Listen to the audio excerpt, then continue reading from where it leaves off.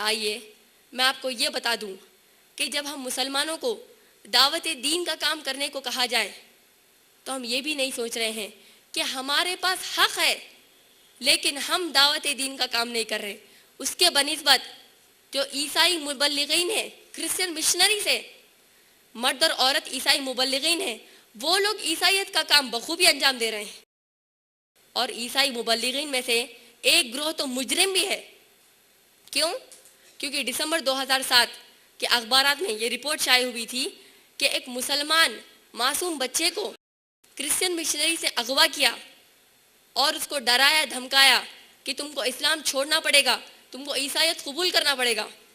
اور بچے نے پولیس کو یہ بتایا، پولیس کو یہ بیان دیا کہ جب میں نے انکار کیا کہ میں عیسائیت کو نہیں قبولوں گا تو ان عیسائیوں نے مجھے الٹا لٹکا کر خوب مارا، اور ان زخموں کی وجہ سے بالآخر وہ لڑکا مر گیا، اس کا انتقال ہو گیا. انشاءاللہ یہ بچہ تو شہید ہے، لیکن کہیں یہی بچہ آپ کی اور میری حجت نہ بن جائے آخرت میں کہ اللہ ہم سے سوال کر بیٹھیں گے. یہ ایک معصوم ایمان والے کو عیسائیوں نے ہلاک کر دیا، شہید کر دیا، لیکن پھر بھی تم لوگ ٹینس کھیلنے، سیاسی جلسوں میں بے حجاب گھوم کر قتل ہو جانے، جابز کرنے، غیر محرم مردوں کے ساتھ اٹھنے بیٹھنے، کام کرنے، ان کے ساتھ ہنسی مذاق کرنے، فلموں میں ایکٹنگ کرنے، اور تم فلم ایکٹریسز بننے کی تم نے اپنا پورا مال، اپنی جان، اپنا وقت لگا دیا. تم نے یہ اپنے آپ یہ مناسب سمجھا. لیکن 2.1 بلین کرسچنز، 200 کروڑ عیسائی یہ دعویٰ کرتے ہیں کہ عیسیٰ رسول اللہ نہیں ہے، عیسیٰ اللہ کے بیٹے ہیں، استغفر اللہ. لیکن کبھی بھی ان کو تم نے یہ تعلیم نہیں دی کہ عیسیٰ علیہ السلام اللہ کے بیٹے نہیں ہو سکتے. عیسائی لوگ یہ دعویٰ کرتے ہیں کہ عیسیٰ علیہ السلام کے اٹھا لیے جانے کے 300 سال بعد انہیں یہ جھوٹی تاریخ گھڑی ہے کرسمس کی، جو ثابت ہو گیا کہ وہ جھوٹی تاریخ ہے، اس پر وہ ہیپی کرسمس بناتے ہیں. لیکن کیا ہم مسلمانوں نے ان کو حق کی بات بتائی؟ ان کو کیا ہم نے نہیں کہا؟ سورہ مریم سورہ نمبر 19 آیت نمبر 88 سے 92 تک، یعنی سورہ نمبر 19 آیت نمبر 88 سے 92 تک، جہاں اللہ سبحانہ تعالیٰ فرماتے ہیں وَقَالُوا اتَّخَذَ الرَّحْمَنُ وَلَدًا، یہ لوگ کہتے ہیں کہ اللہ کو اولاد ہوئی ہے، استغفر اللہ.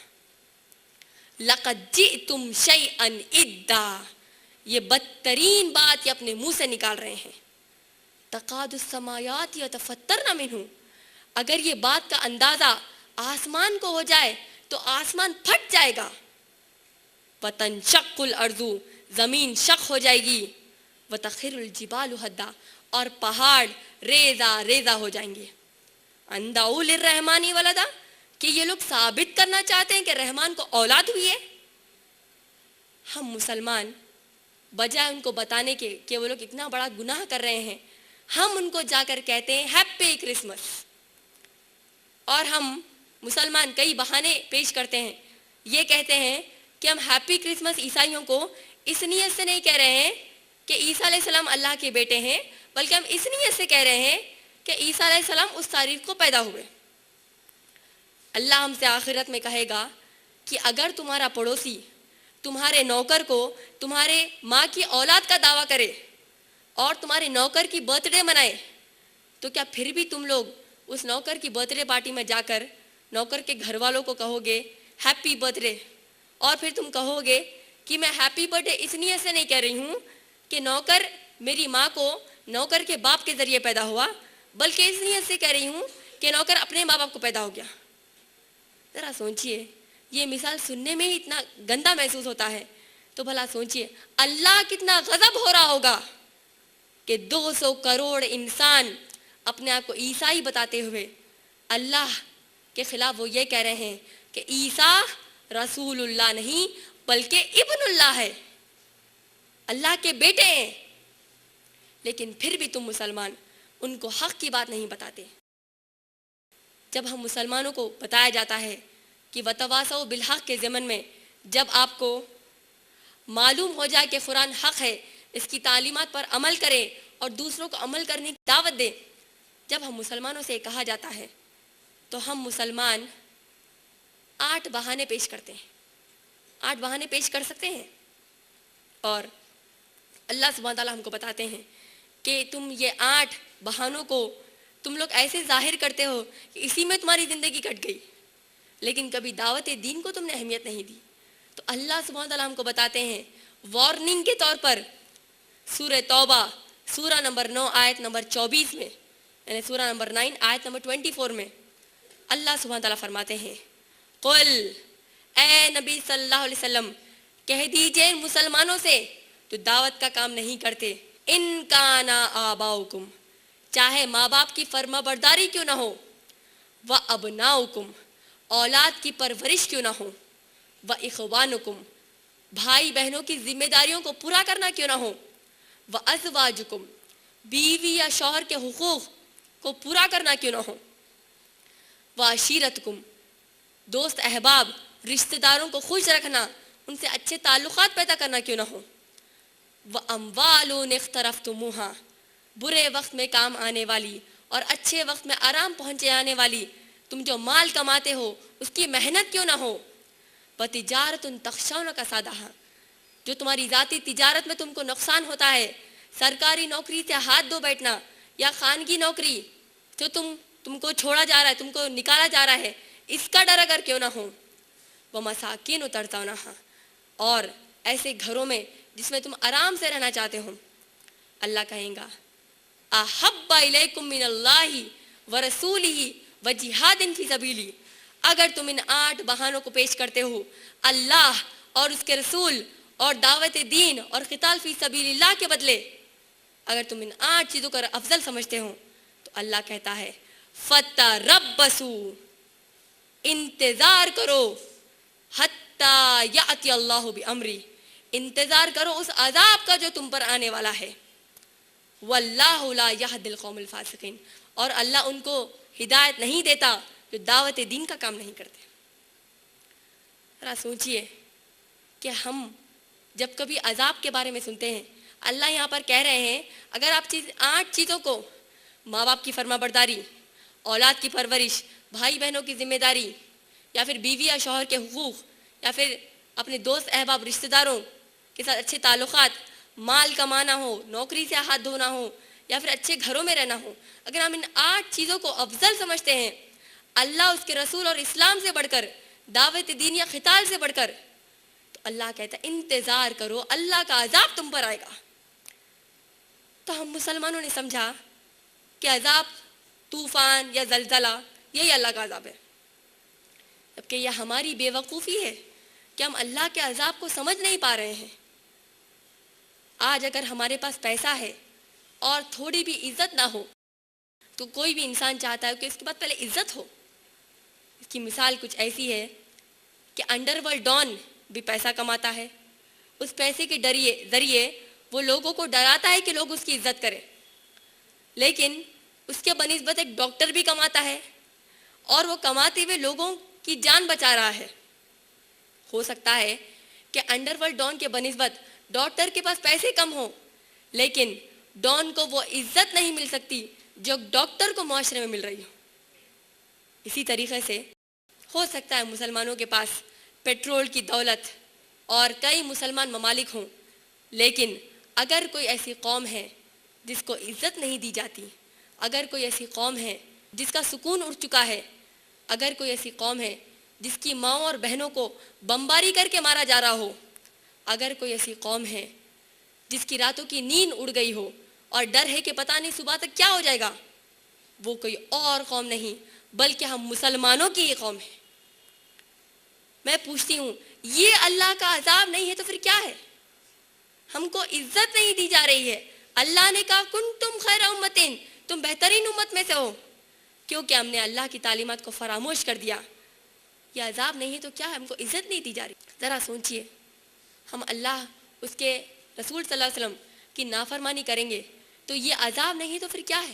اس بات پر ہم کو غور و فکر کرنا چاہیے. آئیے اب میں آپ کو یہ بتا دوں کہ ہمارے مرنے کے بعد آخرت میں اللہ ہم سے شاید یہ بھی پوچھ سکتا ہے کہ تم نے یہ قرآن مجید پڑھی، تمہاری زندگی میں تم نے قرآن پڑھی، اس قرآن میں لگ بھگ 6666 آیات ہے، 6666 آیات ہیں. ان میں سے اللہ کہے گا کہ 5500 آیات نبیوں کے قصے بیان کیے گئے ہیں. تمام نبیوں نے جو دعوت کا کام کیا یہ قصے بتائے گئے ہیں. اور تم مسلمان صرف ثواب کے لیے تم قرآن پڑھتے تھے, سمجھ کر نہیں پڑھتے تھے, سمجھنے کے بعد عمل نہیں کرتے تھے. پھر بھلا بتائیے کیسے ہم یہ توقع کر سکتے ہیں کہ اللہ ہم کو جنت دے گا؟ پھر پوچھیے اپنے آپ سے کیسی بن سکتی ہیں ہم کامیاب عورت؟ آئیے اب میں آپ سب کو کامیابی کے لیے اللہ کی طرف سے دی گئی چوتھی اور آخری شرط بتاتی ہوں, اور وہ ہے وتواصوا بالصبر, یعنی جو صبر کریں اور دوسروں کو صبر کرنے کی دعوت دے. آج اگر کوئی شخص ہمارے جائز حق کو مارتا ہے اور ہم بے بس ہو کر صبر کرتے ہیں, مثلا اگر ظالم حکمران قوم کے ضروریات کو پورا نہیں کرتا اور بجائے اس کے خود اپنے اولاد اور اپنے دوست احباب کی تجوریاں بھرتا ہے اور ویسے وقت قوم برداشت کرتی ہے, تو کیا یہ صبر ہے؟ بیوی شوہر کے ناجائز مار کھاتی ہے, وہ برداشت کرتی ہے, تو کیا یہ صبر ہے؟ شوہر بیوی کی نافرمانیاں برداشت کرتا ہے, تو کیا یہ صبر ہے؟ ماں باپ اولاد میں سے کسی ایک کے نام وراثت کرتے ہیں اور محروم اولاد برداشت کرتی ہے, تو کیا یہ صبر ہے؟ ماں باپ اولاد جب گالی گلوچ کرتی ہے, گندے طریقے سے بدتمیزی کرتے ہیں, ماں باپ برداشت کرتے ہیں, تو کیا یہ صبر ہے؟ آج اگر ہم دیکھیں گے کہ ہمارے معاشرے میں اگر کوئی شخص نوکری کرتا ہے اور اگر مالک تنخواہ نہیں دیتا اور ہمارا کفیل وقت پر بھی ہماری سیلری نہیں دیتا اور کمپنی بھی ہم کو پروموٹ نہیں کرتی, تو کیا یہ صبر ہے؟ ذرا سوچئے کہ آج کے ہمارے معاشرے میں اگر ہم کو ہماری تعلیم کے حساب سے نوکری نہیں ملتی اور جبکہ نااہل انسانوں کو رشوت کھلا کر وہ لوگ نوکری حاصل کر لیتے ہیں اور ایسے وقت ہم برداشت کرتے ہیں, تو کیا یہ صبر ہے؟ جہیز کی لعنت کی وجہ سے کئی مسلمان بہنوں کی شادیاں نہیں ہو رہی ہیں. اگر ہم میں سے کئی مسلمان بہنیں اس جہیز کی لعنت کی بنیاد پر زنا بھی نہیں کرتی, شادی نہ ہونے کے بعد زنا بھی نہیں کرتی اور ہم برداشت کرتی ہیں, تو کیا یہ صبر ہے؟ شوہر بیوی پر جبر کرتا ہے کہ بیوی سسرال والوں کی خدمت کرے, اگرچہ کہ اسلام نے کبھی بھی اس کی اجازت نہیں دی. الٹا اسلام نے تو یہ اجازت دی ہے کہ اگر بیوی چاہے تو وہ شوہر کو کہہ سکتی ہے کہ مجھے الگ گھر میں لے کر رہو, اور شوہر کو چاہیے کہ وہ انکار نہ کرے. لیکن اگر بیوی چاہتی ہے کہ وہ شوہر کی خوشی کے لیے سسرال والوں کی خدمت کرے تو اپنے پورے حجاب کے احکامات کو پورا کرتے ہوئے وہ سسرال والوں کی خدمت کر سکتی ہے. لیکن اگر شوہر یہ کہے کہ نہیں تم کو بے حجاب ہو کر سسرال والوں کی خدمت کرنا پڑے گا, تو اس حکم کی ہم نافرمانی کریں گے. اور آج کے ہمارے معاشرے میں جب ہماری مائیں اور بہنیں دیور جیٹھ کے سامنے اپنے پیٹھ کلائی اور پاؤں کے حصے بتاتی ہیں, تو ہم کو چاہیے کہ ہم تعلیم دیں اور اس پر عمل کریں کہ ہم کو اس طریقے سے بے حجاب سسرال والوں کے سامنے نہیں ہونا, اور ہمارے کزنس کے سامنے بھی نہیں ہونا ہے. ہمارے ایسے بھائی, رشتہ داری بھائی جن سے ہم ہماری زندگی میں کبھی بھی نکاح کر سکتے ہیں, ان کے سامنے بھی ہم اگر حجاب کرتے ہیں اور معلوم ہونے کے بعد جب ہم حجاب کر رہے ہیں اور لوگ ہمارا مذاق اڑاتے ہیں, چاہے اس میں ہمارے ماں باپ بھائی بہن کیوں نہ آ جائے, مذاق اڑاتے وقت ہم برداشت کرتے ہیں, تو کیا یہ صبر ہے؟ نہیں. وتواصوا بالصبر کے ضمن میں صبر وہ ہے جو اللہ کے نبی محمد صلی اللہ علیہ وسلم نے اور صحابہ اور صحابیات رضی اللہ عنہم اجمعین نے کیا ہو. اور نبی صلی اللہ علیہ وسلم کے بعد صحابہ اور صحابیات رضی اللہ عنہم اجمعین نے جو صبر کیا, وہ روز کے جھگڑے, چھوٹی موٹے جو مسئلے ہیں, انہوں نے اس کو صبر نہیں کہا تھا. کون سا صبر تھا وہ جو وتواصوا بالصبر کے ضمن میں بتایا گیا ہے؟ وہ کیسی مثال ہے, ذرا غور کیجئے. وہ کیسی مثال ہے عمار بن یاسر رضی اللہ عنہ کی, کہ جب ان کی آنکھوں کے سامنے ان کی ماں کو برہنہ کر کے جسم کے پورے کپڑے اتار کر ابو جہل ان کو تکلیف پہنچا رہا تھا، اور عمار رضی اللہ عنہ پلٹ پلٹ کر نبی صلی اللہ علیہ وسلم کو کہتے ہیں، اے نبی، یا نبی، ہاذا امی، اے نبی صلی اللہ علیہ وسلم، یہ تو میری ماں ہے۔ اور نبی صلی اللہ علیہ وسلم کہتے ہیں، اصبر یا عمار، اے عمار صبر کر۔ اگر عمار رضی اللہ عنہ چاہتے تو جا کر ابو جہل کو مار سکتے تھے، کیونکہ ابو جہل ان کی ماں کو تکلیف پہنچا رہا تھا، لیکن قربان ہو جائیں عمار رضی اللہ عنہ کی جوانی پر کہ اس جوانی کے گرم خون، جوش اور غصے کا غلط استعمال نہیں کیا، بلکہ اس جوانی کے گرم خون کو نبی صلی اللہ علیہ وسلم کی اطاعت میں انہوں نے لگا دیا، کہ جب نبی صلی اللہ علیہ وسلم نے کہا اصبر یا عمار، اے عمار رضی اللہ عنہ صبر کر، تو انہوں نے صبر کیا۔ اس کے بدلے عمار رضی اللہ عنہ کو کیا تحفہ ملا کہ عمار رضی اللہ عنہ کو یہ بہترین تحفہ نوازا گیا کہ نبی صلی اللہ علیہ وسلم کی امت میں سے جو سب سے پہلا مسلمان جس کو یہ شرف حاصل ہوا اسلام میں، جو سب سے پہلی شہید، وہ کوئی اور نہیں بلکہ عمار رضی اللہ عنہ کی ماں سمیہ رضی اللہ عنہا ہے۔ اور الحمدللہ اسلام میں ہم عورتوں کو اتنا بڑا بھی شرف ملا، یہ بھی شرف دیا گیا کہ اگر نبی صلی اللہ علیہ وسلم کو نبوت حاصل ہے تو اس نبوت پہ سب سے پہلے ایمان لانے والی کوئی اور نہیں بلکہ ہماری امت کی ماں خدیجہ رضی اللہ عنہا ہے۔ اور اس کلمے پر یقین کر کے اس کے لیے قتل ہو جانا، شہید ہو جانا کوئی اور نہیں بلکہ سمیہ رضی اللہ عنہا ہے۔ یہ تھا وہ صبر جو ہم کو کرنا ہے کامیاب ہونے کے لیے۔ وہ کیسا صبر تھا سمیہ رضی اللہ عنہا کا کہ جب ابو جہل ان کو جنبیے کی نوک سے اور برچھے سے ان کو تکلیف پہنچا رہا تھا، ان کو برہنہ کر کے، تاکہ ان تکلیفوں کو سمیہ رضی اللہ عنہا برداشت نہیں کر کے اسلام کو چھوڑ دے، لیکن سمیہ رضی اللہ عنہا نے اسلام کو نہیں چھوڑا بلکہ وہ نبی صلی اللہ علیہ وسلم کی طرف پلٹ کر دیکھتی ہیں، اور نبی صلی اللہ علیہ وسلم سمیہ رضی اللہ عنہا کی طرف دیکھ کر کہتے ہیں، اصبر یا امی، اے میری ماں صبر کر، اللہ مجھے جنت میں وہ مقام بتا رہا ہے جہاں تجھ کو ڈالا جائے گا، وہ مقام وہ ہے جو تجھ کو دیا جائے گا۔ اتنے میں ابو جہل سمیہ رضی اللہ عنہا کے جسم کے سب سے نازک حصے میں وہ جو برچھا تھا اس کو دھسا دیتا ہے، اور سمیہ رضی اللہ عنہا ان کے بیٹے عمار، شوہر یاسر، نبی صلی اللہ علیہ وسلم اور تمام صحابہ کے سامنے وہ گر پڑتی ہیں۔ ابو جہل اس مقام کو چھوڑ کر چلی جاتا ہے، اور نبی صلی اللہ علیہ وسلم دوڑتے ہوئے سمیہ رضی اللہ عنہا کے پاس آتے ہیں اور فوری ان کے سر کو اپنی گود میں، اپنی مانڈی میں رکھتے ہیں اور کہتے ہیں، اصبر یا امی، اے میری ماں صبر کر۔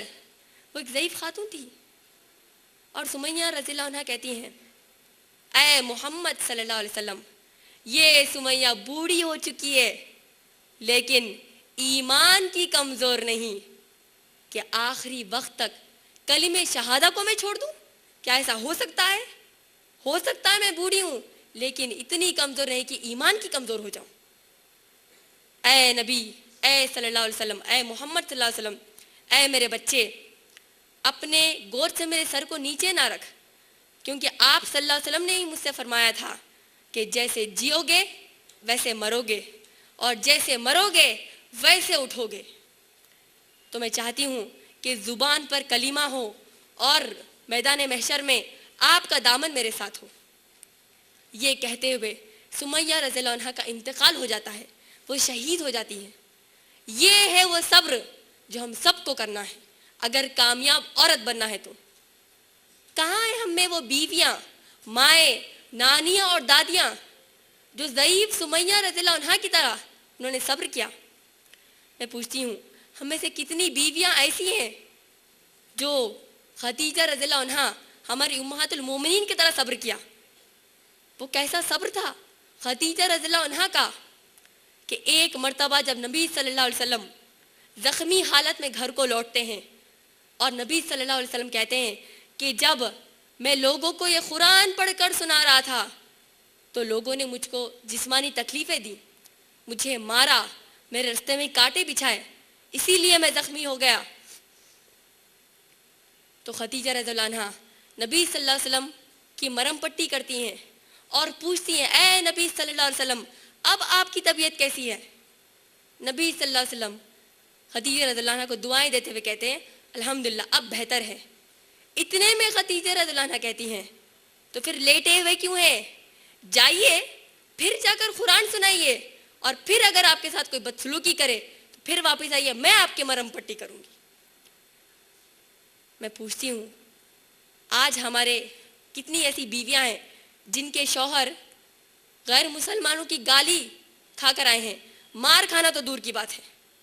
ہاں یہ ہو سکتا ہے کہ مسجد میں ہم ونڈے ماریں گے یا پھر بس کے شیشوں کو توڑیں گے، اور رات میں جب چپ چاپ گھر کو جا رہے ہوں گے تو کسی پولیس والے کا شکار ہم بن جائیں گے، ہم مر جائیں گے، یہ ہم کر سکتے ہیں، جبکہ ایسا کرنا ہمارے لیے جائز ہی نہیں ہے۔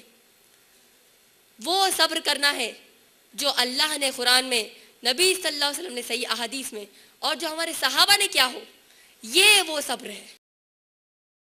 میں اپنی بات کو 4 اہم باتیں بتا کر سمیٹنا چاہتی ہوں، اور وہ 4 باتیں یہ ہیں کہ سب سے پہلے ہم کو ایمان کے 6 اراکین کو یاد رکھنا ہے اور ان کے حق ہونے پر یقین رکھنا ہے۔ دوسرا یہ کہ تمام نیکیوں میں سب سے پہلے اسلام کی 5 بنیادوں پر عمل کرنا ہے، اس کے بعد دوسری نیکیاں آ گئی۔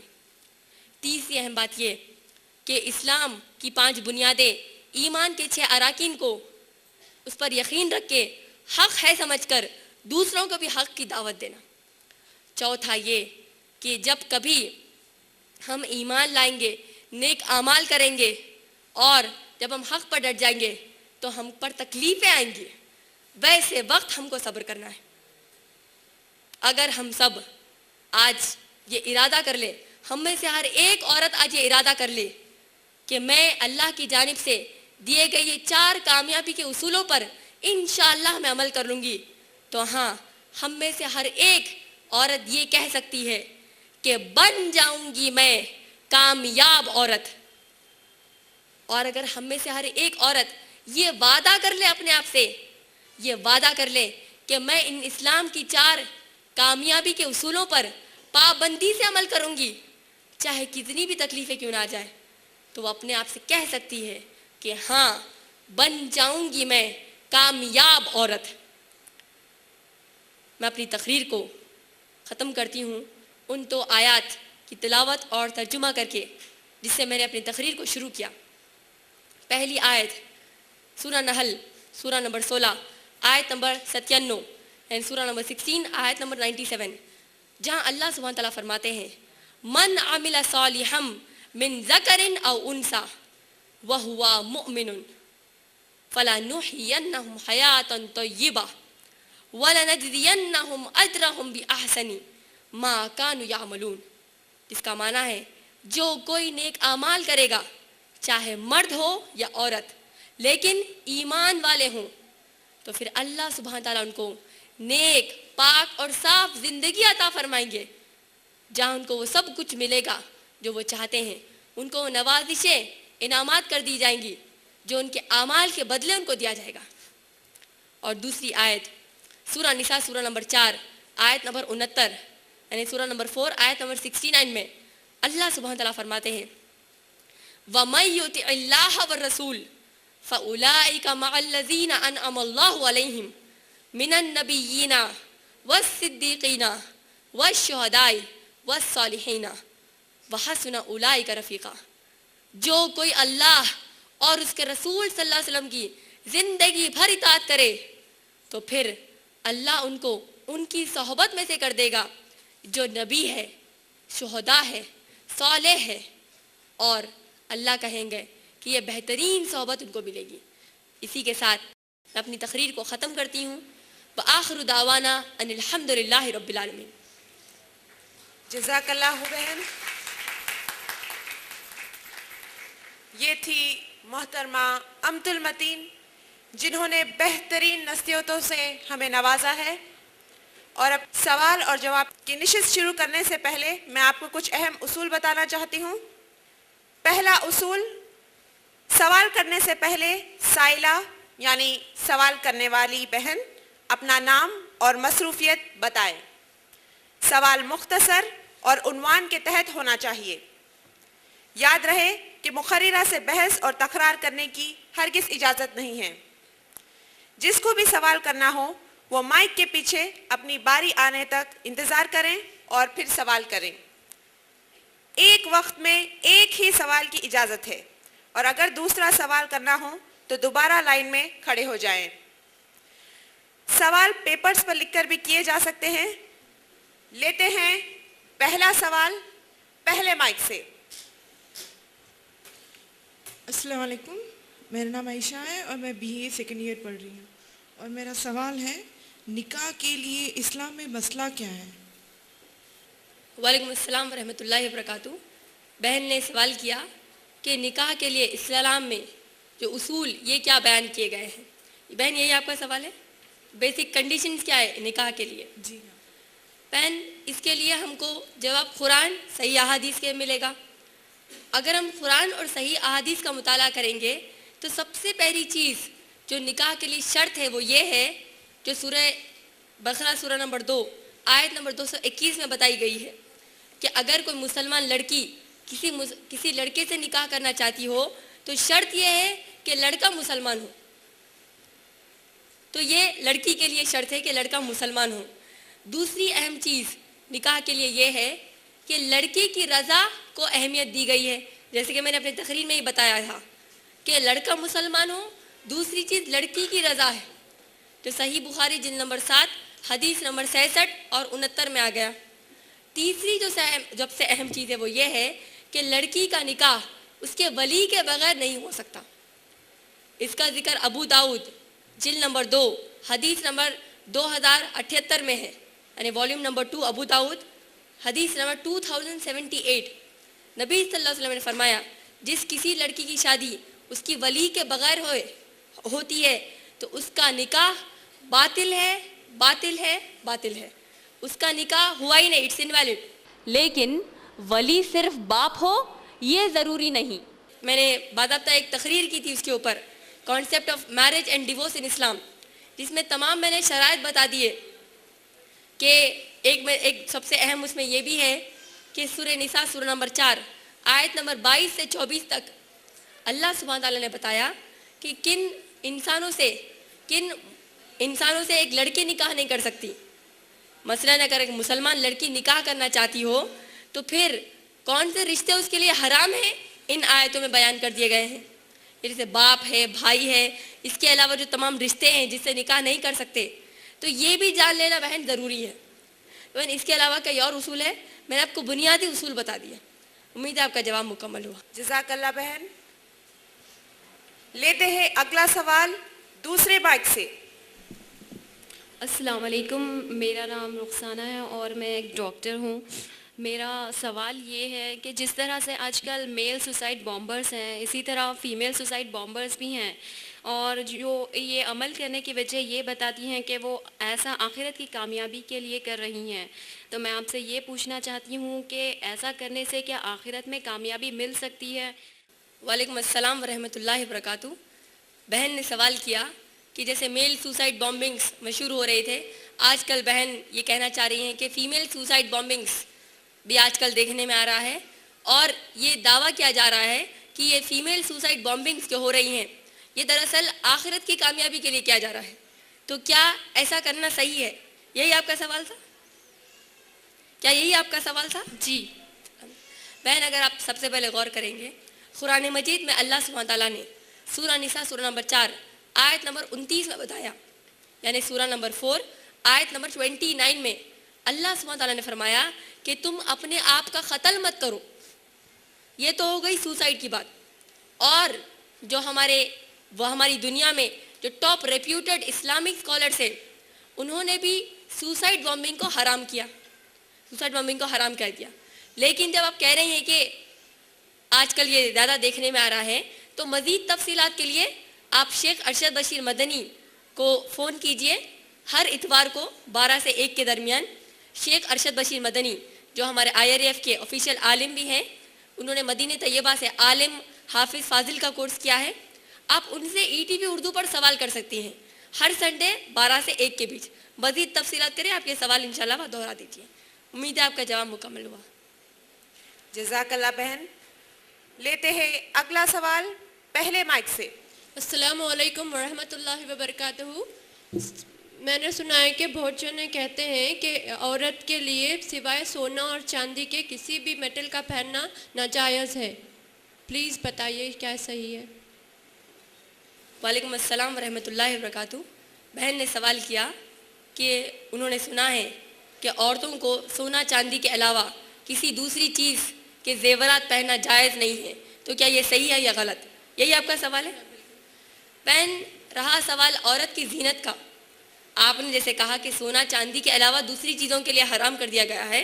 بہن جہاں تک قرآن صحیح احادیث کے حساب سے ہم کو معلومات ہیں وہ یہ ہیں کہ زینت کے لیے عورت جو چیزیں اختیار کرنا چاہتی ہیں اس کے لیے تھوڑے ایکسیپشنس ہیں. کچھ چیزیں وہ نہیں کر سکتی، جیسے ٹیٹو نہیں لگا سکتی اور اپنے بال کو آرٹیفیشلی بڑھا نہیں سکتی، وگ نہیں لگا سکتی. رہا زیور کے حد تک، اگر ہم پلیٹینم پہنتے ہیں یا کوئی ایسا میٹل پہنتے ہیں، سونے چاندی سے ہٹ کر ہم پہنتے ہیں، تو اس کی کوئی بھی قرآن صحیح حدیث میں دلیل نہیں ہے کہ یہ ہمارے لیے حرام ہے. تو امید ہے آپ کا جواب مکمل ہوا. جزاک اللہ بہن. لیتے ہیں اگلا سوال دوسرے مائک سے. جی السلام علیکم. میرا نام فصیحہ ہے، میں ایک MBA ہوں. میرا سوال یہ ہے کہ کیا آپ ثانیہ مرزا کے مکہ مسجد کی کانٹروورسی کے بارے میں کیا کہہ سکتی ہیں؟ وعلیکم السلام ورحمۃ اللہ وبرکاتہ. بہن نے سوال کیا ثانیہ مرزا کے مکہ مسجد میں ایڈورٹائزمنٹ جو انہوں نے کیا اس کے بارے میں کیا بتانا چاہتی ہوں. بہن سب سے پہلی چیز، ثانیہ مرزا نے جو حرکت کی ہے، چاہے وہ ثانیہ مرزا ہو، امت المتین ہو یا کوئی مسلمان عورت ہو، اگر وہ مسجد میں جا کر یہ دعویٰ کرتی ہے یا ایڈورٹائزمنٹ بے حجاب ہو کر وہ اس طریقے سے حرکت کر رہی ہے، تو ہم کو صاف سمجھ میں آ رہا ہے کہ وہ اللہ اس کے رسول صلی اللہ علیہ وسلم کی نافرمانی کر رہی ہے اور ساتھ ہی ساتھ مسلمان امت کا نام بھی خراب کر رہی ہے. تو اس میں تو کوئی دو رائے نہیں کہ وہ غلط ہے. اور دوسری چیز بہن، آپ کو یہ بھی معلوم ہوگا کہ ثانیہ مرزا نے اپالوجی شائع کی تھی، معافی مانگی تھی کہ اگر مسلمانوں کو تکلیف ہوئی کہ میں نے مسجد میں آ کر ایسی شوٹنگ کی تو میں ان تمام مسلمانوں سے معافی چاہتی ہوں. تو میں یہ کہنا چاہتی ہوں کہ اگر معافی مانگنا ہی ہے پہلے تو آپ اللہ سے مانگیے. دوسری چیز، اگر مسلمانوں سے معافی مانگنا ہے اور سب سے پہلے اللہ سے معافی مانگنا ہے، تو اگر آپ سچ میں پچھتا رہی ہیں اپنی غلطی پر تو سب سے پہلے اس ایڈورٹائزمنٹ کو بین کرو. کیا انہوں نے بین کیا؟ ان کو چاہیے کہ پہلے ایڈورٹائزمنٹ کو بین کیا رہے. اور بہن لاجیکلی منطقی اعتبار سے آپ سوچیے کہ اگر وہ یہ کہتی ہے کہ وہ ڈاکیومنٹری بنا رہی ہے، ہسٹوریکل مونیومنٹس پہ ڈاکیومنٹری بنا رہی ہے، تو اسی لیے میں مکہ مسجد میں جا کر شوٹنگ کر رہی ہوں، تو ذرا سوچنے کی بات ہے وہاں پر ثانیہ مرزا کی ضرورت کیا پڑ گئی؟ بڑے بڑے بزرگ لوگوں کو بھی لے کر وہ شوٹنگ کیے جا سکتی تھی، ثانیہ مرزا کی ضرورت کیا ہے؟ تو بہن 100% جو کوئی اللہ اس کے رسول صلی اللہ علیہ وسلم کی نافرمانی کرے گا، چاہے وہ ثانیہ مرزا ہو، امت المتین ہو، آپ ہو یا کوئی اور ہو، تو 100% وہ غلط ہے. امید ہے آپ کا جواب مکمل ہوا. جزاک اللہ بہن. لیتے ہیں اگلا سوال پہلے مائک سے. السلام علیکم. میرا نام تحسین ہے، میں ہوم میکر ہوں.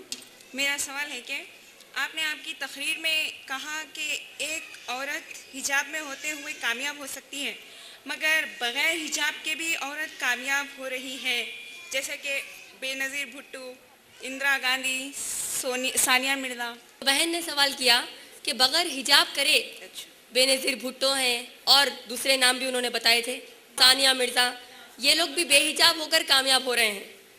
تو ایسے اس میں آپ کیا کہنا چاہتی ہیں؟ یہی آپ کا سوال ہے نا؟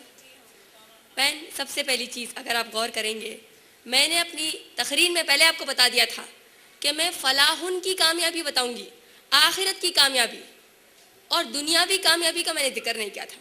ہاں اگر آپ کوئی دنیا میں بھی کامیاب ہونا چاہتا ہے تو اپنے حجاب میں مکمل طریقے سے قرآن صحیح احادیث کے تعلیمات کو مانتے ہوئے وہ حجاب کرتے ہوئے بھی وہ کامیاب ہو سکتی ہے. لیکن ذرا غور کیجئے، آخرت کی کامیابی کے لیے جو تیاری ہم کو کرنا ہے وہ دنیا میں ہی کرنا ہے. دنیا میں اگر تیاری نہیں کریں گے تو ہو سکتا ہے دنیا میں چند دنوں کے لیے ہم کامیاب ہو جائیں، لیکن آخرت میں تو کامیابی طے ہے، یہ ہم کو معلوم ہونا چاہیے. اور بہن رہا بے نظیر بھٹو، چاہے وہ ثانیہ مرزا ہو یا پھر اندرا گاندھی ہو، جو کوئی اللہ اور رسول صلی اللہ علیہ وسلم کی نافرمانی کرے تو ہم اس کی مثال نہیں لیں گے، بلکہ ہم خود وہ مثال قائم کریں گے جو ہماری امہات المومنین عائشہ رضی اللہ عنہا نے کیا تھا۔ انہوں نے بھی بہت ترقی حاصل کی تھی، ان کو کئی ساری چیزوں کے بارے میں معلومات تھی، کتنی مہارت حاصل کرتی تھی وہ میڈیکل سائنس میں، ان کو پالیٹکس کے بارے میں معلومات تھی، میڈیکل سائنس کے بارے میں وہ جانتی تھی، اور ایسے کئی سارے ڈپارٹمنٹس کے معلومات ان کو تھے۔ کئی سارے صحابہ یعنی اپنے میل کمپینینس آف پروفٹ محمد صلی اللہ علیہ وسلم، وہ لوگ آ کر عائشہ رضی اللہ عنہا کو سوالات کرتے جن کے اوپر ان کے پاس کوئی سلیوشن نہیں تھا، آ کر عائشہ رضی اللہ عنہ سے سلیوشن مانگتے۔ تو دیکھیے ترقی یافتہ عورتوں شاید یہ دنیا میں ہو جائے، لیکن آخرت میں تو یہ کامیاب نہیں ہو سکتی۔ اگر مرنے سے پہلے توبہ نہیں کیا تو آخرت میں تو یہ کامیاب نہیں ہوگی۔ امید ہے آپ کا جواب مکمل ہو۔ جزاک اللہ بہن۔ لیتے ہیں اگلا سوال دوسرے مائک سے۔ السلام علیکم، میرا نام نصرت فاطمہ اور میں بی کام سیکنڈ ایئر کر رہی ہوں۔ ہم سب بہنیں جانتے ہیں کہ سود لینا اور دینا حرام ہے، لیکن ہمیں نہیں معلوم کہ وہ سود لیتے اور دیتے ہیں، تو ہم اگر ان کے گھر میں جا کر کھانا کھا لیے تو ذرا اس کے بارے میں تفصیل سے بتائیے۔ وعلیکم السلام ورحمۃ اللہ وبرکاتہ۔ بہن نے سوال کیا کہ ہم سب کو معلوم ہے کہ سود ہمارے لیے حرام ہے، تو اگر ہم کو کسی کے بارے میں معلوم ہو جائے کہ وہ سود پر اپنا بزنس چلا رہے ہیں تو کیا ہم کو کیسے معلوم ہوگا کہ ہم ان کے گھر میں جا کر کھا رہے ہیں پی رہے ہیں لیکن ہم کو معلوم نہیں ہو رہا؟ بہن ایک ہی آیت میں آپ کو جواب مل جائے گا۔ اللہ سبحانہ تعالیٰ سورہ بقرہ سورہ نمبر 2 آیت نمبر 286 میں فرماتے ہیں، سورہ نمبر 2 آیت نمبر 286 میں اللہ سبحانہ تعالیٰ آپ پر اتنا بوجھ نہیں ڈالتے جتنا برداشت نہیں کر سکتے۔ اگر آپ کے اختیار میں ہے کہ جس کسی گھر کو آپ جا رہے ہیں معلوم ہو جائے کہ وہ سود کا کاروبار کر رہے ہیں تو آپ مت جائیے، لیکن معلومات حاصل کرنا ناممکن ہو جائے، اور دیکھیے یہ چیز ہر ایک کی کیپیسٹی میں نہیں ہوتا، ایسا رہا تو پھر ہماری زندگی مشکل ہو جائے گی۔ جب کسی کے پاس جا رہے ہیں ہم پوچھ رہے ہیں، یہ بالکل اچھی چیز ہے، دعوت دین کا بھی کام ہو رہا ہے، سود کے آپ لعنت بتائیے لوگوں کو، لیکن معلومات حاصل نہیں ہو رہے ہوں تو ویسی صورت میں یہ آیت میں آپ کو جواب مل گیا کہ اللہ سبحانہ تعالیٰ ہم پر اتنا بوجھ نہیں ڈالتا جتنا ہم برداشت نہیں کر سکتے۔ امید ہے آپ کا جواب مکمل ہوا۔ جزاک اللہ بہن۔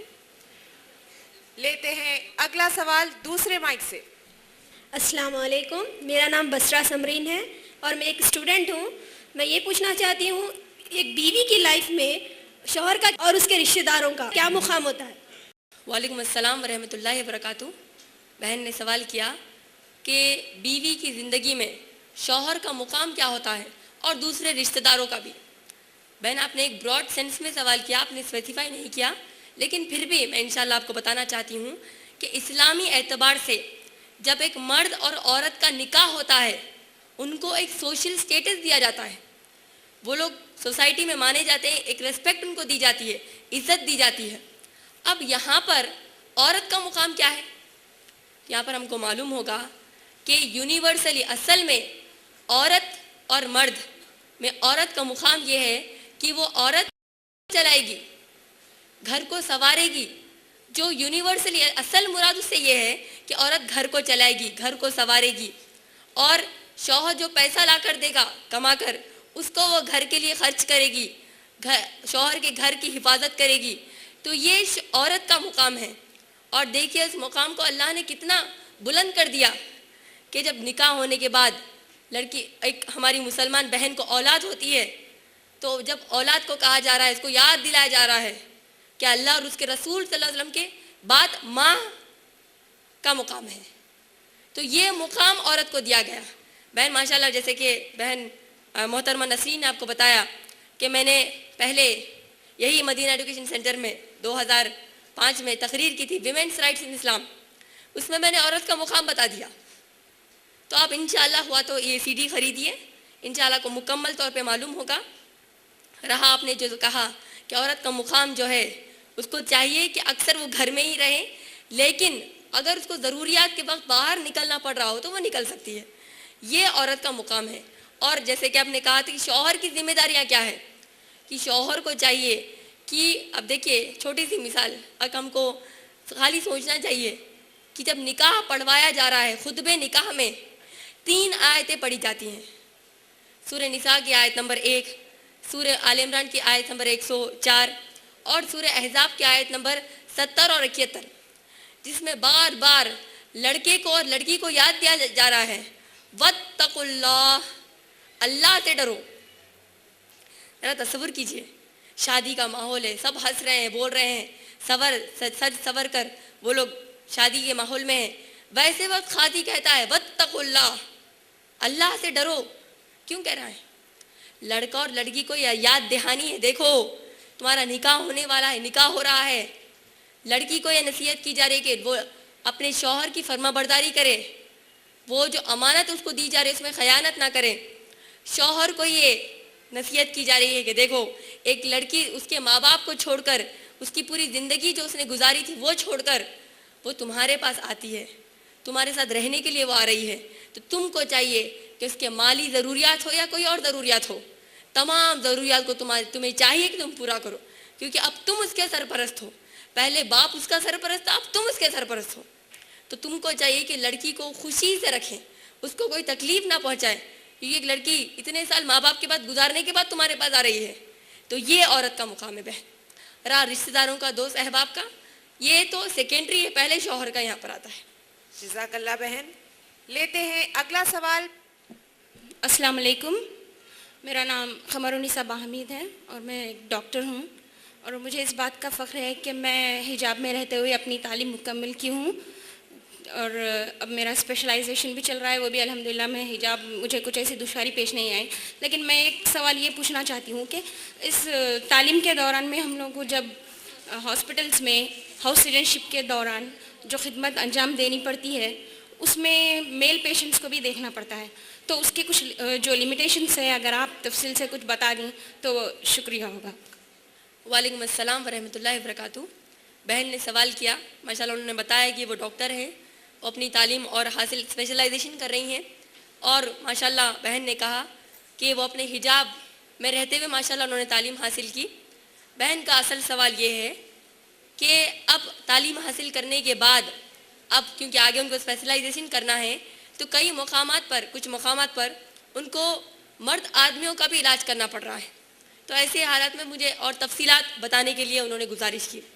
تو بہن میں آپ کو ایک جنرل رول بتاتی ہوں، کیونکہ پھر سے آپ نے اسپیسیفک سوال کیا ہے، میں صرف آپ کے سوال کے لیے جواب نہیں دے رہی ہوں، میں اسپیسیفک نہیں، آپ کو جنرل بتاتی ہوں کہ اصل میں جب آپ جاب کرتی ہیں، اگر آپ کو ایسے کچھ واقعات پیش آتے ہیں جہاں پر آپ حجاب آپ کو اتارنا پڑ رہا ہو، تو آپ یہ سوال آپ شیخ ارشد بشیر مدنی کو کریں گے کہ کن مجبوری کی حالات میں آپ نکال سکتی ہیں۔ اب چھوٹی سی مثال یہ کہ اگر کسی عورت کے پیٹ میں درد ہو یا پھر اس کی طبیعت بہت خراب ہو اور کوئی لیڈی ڈاکٹر نہیں مل رہی ہے تو وہ اپنا دم تو نہیں توڑے گی یہ کہہ کر کے مرد کوئی میل ڈاکٹر کے پاس نہیں جاؤں گی، مجبوری کی حالت میں میل ڈاکٹر کے پاس ہی، مرد آدمی کے پاس ہی جانا پڑے گا جو ڈاکٹر ہے۔ کہ اگر ایسی مجبوری آ رہی ہے کہ اگر ڈاکٹری سے ہماری جو نوکری ہے اس سے ہم کو ہاتھ دھونا پڑ رہا ہے، تو ویسی صورت میں بھی جو بھی آپ کی مجبوری ہو، آنیسٹلی چاہیے کہ آپ علماء حق کو بتائیں، تب جا کر آپ کو رائٹ ڈیسیجن ملے گا۔ امید ہے آپ کا جواب مکمل ہو۔ جزاک اللہ بہن۔ ایک اور سوال ہے کہ اسلام میں عورت کی آواز باہر نہیں جانا چاہیے، تبلیغ کے لیے یہ کیسے ممکن ہے؟ وعلیکم السلام ورحمۃ اللہ وبرکاتہ۔ بہن نے سوال کیا کہ اسلام میں عورت کی آواز باہر نہیں جانا چاہیے، تو تبلیغ کے لیے یہ کتنا ممکن ہے؟ بہن میں آپ کو ڈائریکٹ دلیل دیتی ہوں، آپ دیکھیے اگر ہم میں سے اگر کوئی کامیاب عورت ہے تو وہ ہمارے نبی صلی اللہ علیہ وسلم کے بعد ہمارے عورتوں میں سب سے زیادہ خدیجہ رضی اللہ عنہا، عائشہ رضی اللہ عنہا ہیں۔ جب انہوں نے اپنے حجاب میں رہ کر صحابہ اکرام کو سامنے مسئلے بتائے، ان سے تعلیم، جب عائشہ رضی اللہ عنہا نے ان کو تعلیم دی تو کیا آواز کا پردہ تھا اس میں؟ نہیں تھا، ڈائریکٹ بات کیا جا رہا تھا، بیچ میں حجاب تھا۔ یہ سب سے بڑی دلیل ہے یہ ثابت کرنے کے لیے کہ آواز کا پردہ یہاں پر نہیں کہا گیا، بلکہ قرآن میں اگر آپ غور کریں گے سورہ احزاب میں اللہ سبحانہ تعالیٰ فرماتے ہیں کہ اگر تمہارے شوہر تمہارے گھر پہ نہ ہوں اور کوئی غیر مرد گھر کو آئے تو اس کے ساتھ سخت آواز میں بات کرو، سافٹ سپیچ اوائڈ کرو وہاں پر۔ تو اس سینس میں عورت کو آواز کا حجاب کہا گیا، نہ کہ اس طریقے سے کہ اسلام کی تعلیمات ہم بتا رہے ہیں کہ یہاں پر کہا جا رہا ہے کہ آواز کا حجاب کرو، یہاں پر وہ معنی نہیں ہے بہن. امید ہے آپ کا جواب مکمل ہوا. جزاک اللہ بہن، یہ تھا ہمارا آخری سوال. اب میں چاہتی ہوں کہ محترمہ ڈاکٹر سلطانہ خان ہمارے نوجوان مسلمان خواتین کے لیے کچھ اہم نصیحتیں اپنے لفظوں میں فرمائیں. Assalamu alaikum and good evening to everybody. First of all, I congratulate and I am thankful to the organization IREF, the founders, that is Brother Imran, Sister Amtul Mateen, for giving me such an opportunity to attend this religious function which is going to help each and everybody. But this present world, as you all know, that it is highly materialistic, very commercial, and fast development is going on. Everybody is very busy, leaving the religion behind, away from the religious activities. But I am very proud that so many of you all, my sisters, that is younger and the elder and the oldest and the children, they have attended this function, and I congratulate the founders, the brothers and sisters who are working for this organization. آج کل کے زمانے میں ہمارے لیے ہم بہت اچھی طریقے سے جیتے ہیں، مگر دوسروں کے لیے، دوسروں کے خاطر، دوسروں کو اپنے صحیح راستے پہ لانے کے لیے ایسے آرگنائزیشنز، ایسے برادرز، ایسے سسٹرز بہت کم ملتے ہیں. آج سسٹر امتل متین جو باتیں لیکچر دی ہے، that is on the 4 most important cardinals, principles, and the most important things, the basic tenets and the fundamentals of the Islam are very important. No doubt, I am confident and I am proud at the same time کہ ہم سارے بہنوں جو بھی یہاں پر موجود ہے، سارے لوگ برابر نماز پڑھتے ہیں، برابر روزے رہتے ہیں اور پکے ہیں اپنے ایمان میں، اور اپنے ہر وہ ایکٹ جو پرفارم کرتے ہیں اسلام میں، وہ سارے لوگ یہاں پر کر رہے ہیں، موجود ہیں میرے سامنے. مگر امتل سسٹر کا یہ ایک ریفریشمنٹ تھا اپنے لیے. جیسا کہ ہم قرآن شریف روز پڑھنا چاہیے اور روز پڑھتے ہیں، اسی لیے کہ انسان بھٹکنے میں زیادہ وقت نہیں لگتا، وہ کبھی بھی کسی بھی موڑ پہ، اور وہ آج کی 21ویں صدی میں بہت جلد سے جلد اپنے ٹریک پہ سے ہٹنے کے چانسز ہے. اسی لیے قرآن شریف روز پڑھا جاتی ہے. اور یہ لیکچرز جو امتل سسٹر نے دی ہے، اور یہ جو آرگنائزیشن ہمیشہ ڈے ٹو ڈے پروگرامز جو دے رہے ہیں، یہ ایک سارٹ آف ریفریشمنٹ ہے. مجھے بہت فخر ہے اور مجھے بہت خوشی ہوئی کہ ایسے فنکشن میں میں شرکت کری. ویسے میں کافی بار کئی ایکٹیویٹیز میں لیڈیز کے اسپیشلی میں ہمیشہ انوالو ہوتی ہوں، مگر یہ ایسا موقع مجھے ملا، مجھے بہت خوشی ہوئی. اور امتل سسٹر جو امپورٹنٹ فنڈامنٹل پرنسپلز، کارڈینلز آف اسلام کے بارے میں جو ابھی لیکچر دیے ہیں، وہ بہت ہی بہترین طریقے سے دیے ہیں، اور مجھے یقین ہے کہ آپ لوگوں کو کلیئرلی سارے باتیں سمجھ میں آ چکی ہے. اور جس میں سے مجھے بہت اچھا لگا جو 4 یا 5 جو پرنسپلز ہے، جو کہ ایمان بہت ہی ضروری ہے. جس کے پاس پکا ایمان ہو اس کے ارادے پکے ہوتے ہیں، اور وہی انسان کامیاب ہو سکتا. اور سیکنڈلی نماز، ہر کسی کو پتا ہے کہ بے ہوش ہونے تک نماز فرض ہے. جس کو ریلیجن جو بھی ہے، ریلیجن وہ اگر وہ ڈور ہے، ہمارا اسلام یا ہمارا ریلیجن ایک ڈور ہے جو خدا سے، اور نماز ایک ذریعہ ہے جو خدا سے بہت ہی آپ کو نزدیک کرنے والا ہے. میں آج کل کے جنریشن کو یہ پکی بات بتا دوں جو کہ بہت ہی کمرشل ہو چکی ہے، اس میں ہم اپنا مذہب اور اپنی نماز، اپنے روزے کو کبھی نہیں چھوڑنا چاہیے. وہی انسان کو سکون ہے، اور وہی انسان دنیا میں بھی اور مرنے کے بعد بھی کامیاب ضرور ہوگا. تیسرا ہے گڈ ڈیڈز، اچھے کام. ایک کانٹا بھی اگر آپ راستے میں سے یہ نکال کے ہٹاتے ہیں اور یہ سوچتے ہیں یہ کوئی انسان کو اگر چھپنے والا ہے، وہ آپ کا مذہب ہے، وہ آپ کا ریلیجن ہے، وہ آپ کا ایمان ہے. جو ایمان لا لیا اس کو سب کچھ مل گیا، دین اور دنیا. میں یہ مانتی ہوں اور آپ لوگ بھی یہ مانتے ہیں. اور جیسا کہ پیشنس، صبر کا مادہ عورت کے پاس ہی زیادہ ہوتا ہے. وہ اپنے سینے میں ہر قسم کا درد چھپائے رکھتی ہے اور یہ دیکھتی ہے کہ ہر لوگ خوش رہے، چاہے اس کے سسرال والے یا رشتہ دار یا دوست یا احباب. تو عورت ہی ایک ایسی ڈور ہے، عورت ہی ایک ایسا راستہ ہے جو کہ جنریشنز کو، وہ نیشن کامیاب کبھی نہیں ہوا جو اپنی عورت کو پیچھے چھوڑ دیا. تو کہیں بھی عورت کا رول بہت ہی اہم ہے. وہ اپنے بچوں کو تربیت دیں گی، وہ سٹی کو تربیت دیں گی، وہ سوسائٹی کو تربیت دیں گی، وہ اسٹیٹ کو دیں گی، نیشنل اور انٹرنیشنل وے میں. دنیا میں وہ انسان کامیاب ہوگا جو اپنے ماں کے پاس سارے باتیں سیکھا ہے. تو patience is the greatest prayer. Disobedience is the greatest sin. What all Amtul Mateen has spoken today, very heart touching, very heart throbbing. اور ہر مسلمان کو چاہیے کہ بار بار ایسے لیکچرز اٹینڈ کرے تاکہ اپنا دماغ فریش ہو. اور دنیا داری تو ہے ہی ہے، دنیا میں کامیابی تو کرنا ہے ہی ہے. اس کے لیے ہم کو پڑھنا چاہیے. Education is also very important. اور اگر ایک لڑکی عورت اگر ایجوکیٹڈ ہوئی تو انہیں ساری دنیا کو ایجوکیشن پہنچا سکتی، ساری دنیا کو تعلیم دے سکتی انہیں. تو اسی لیے education is very important. As far as my advice is concerned, I appeal to each and every young and old, whether he's a Muslim or non-Muslim or whatever it is, he should come over and understand the fundamentals of Islam and try to follow the path.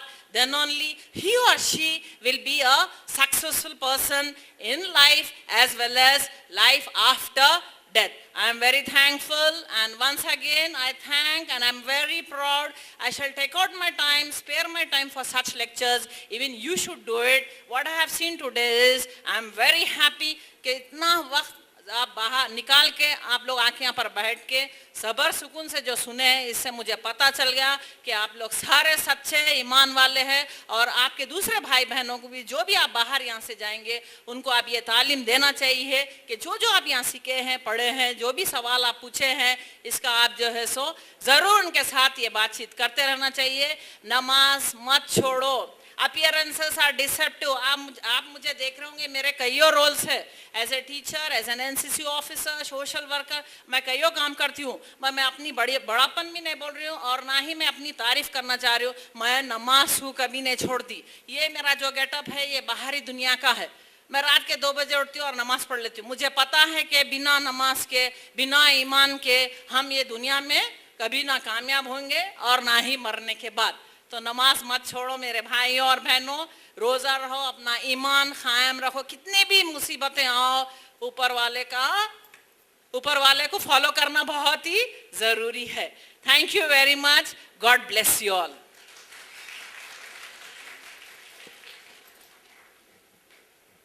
جزاک اللہ سلطانہ خان میم. آپ کی نصیحتیں ہمیں ضرور کام آئیں گی.